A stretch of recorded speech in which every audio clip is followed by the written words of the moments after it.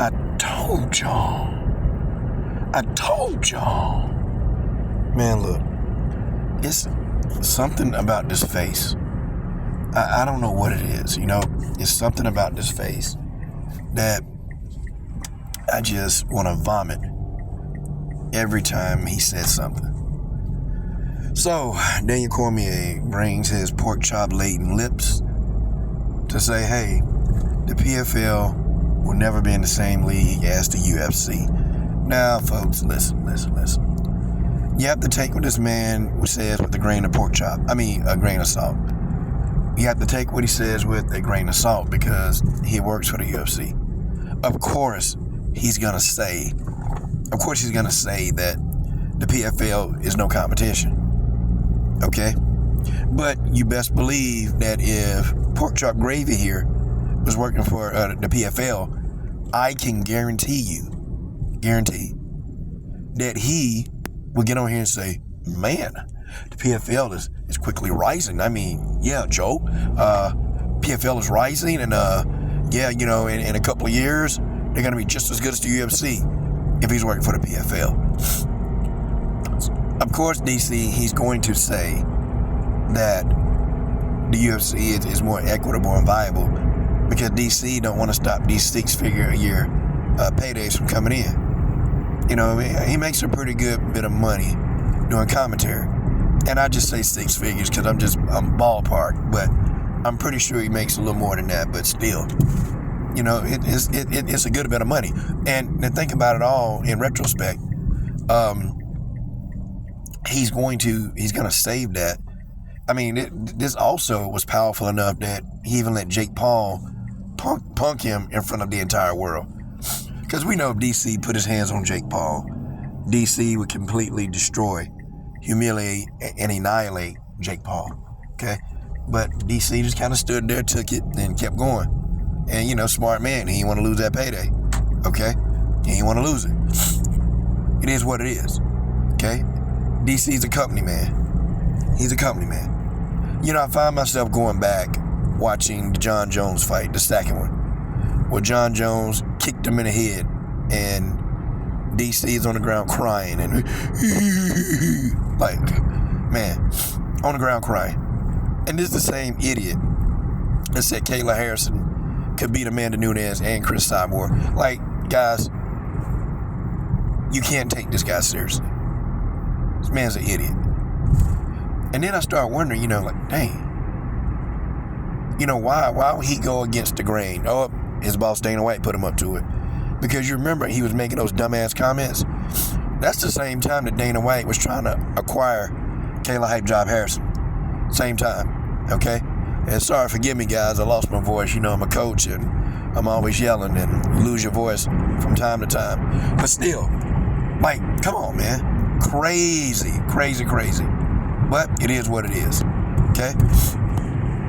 Here, I don't work for either one of them. I believe that the PFL they're getting stronger. And I think after acquiring Bellator, I believe that the PFL, they're going to do things a tad bit differently. I don't think that they're going to go in the Bellator direction and let the inmates run the asylum. I don't think they're going to do that. One thing I did like about Bellator is that Bellator allowed the fighters to keep sponsorships. And the PFL does the same thing. But I think the PFL, they're a little bit more professional, and when they have you on a certain amount of fights, they put you in the tournament. So you're guaranteed a certain amount of fights anyway. You can also go off and box and do other interests. You can do a couple other things. So just what it is. You can go off and do a whole bunch of other things when you're in the PFL and Bellator. So fighters can diversify their income. In the UFC, you can't do that. Like, you can't, or if you do or allowed to do it, then of course you're gonna have the UFC taking a cut of what you make. And that's kind of crazy too. That's crazy. Like, if you are associated with the UFC and if you make a large enough profit margin, they can take a cut of your profit. Yeah, I've read one of those contracts, and I'm gonna tell you, it's pretty intense. Like, Dana White and company, they detail every single thing that you can and can't do in a contract. Crazy. Because only thing the fighters show you is when they signed. But it's like 30, 35 more pages of other stuff that you don't see before you sign. Contract is a very complicated process. Very complicated. Damn. Wow. It is what it is. It is what it is. But I tell you what, though. I think the UFC in a couple of years are going to be in trouble. I think they are. I think they'll be in trouble because I think the PFL, excuse me, I think the PFL, what they've been doing is just slowly bringing in talent. And the PFL don't have an old man roster. They got a lot of young people in the PFL. And I think that that's going to be for a start. More people are starting to catch on and watch the PFL. The PFL that's spreading their brand across the world.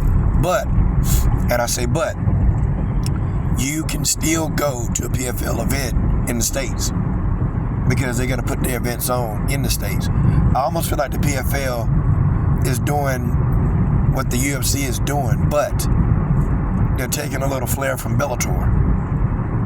They're taking that flair. I don't know, in 5 years, if the PFL is still around, I think that they're going to be competition for the UFC. I said in 5 years. And you're starting to see more and more fighters, young fighters from the UFC go over to the PFL. You're starting to see them.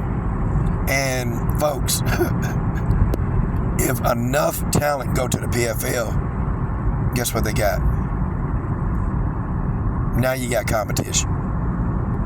Now, I'm going to tell you this, though. Now, I'm going to play devil's advocate. Scott Coker had all the competition in Strikeforce, and he still went under. But I think Ray Sefo and company, they're going to be a little bit different. But you guys tell me what you think about DC and his dumb comments.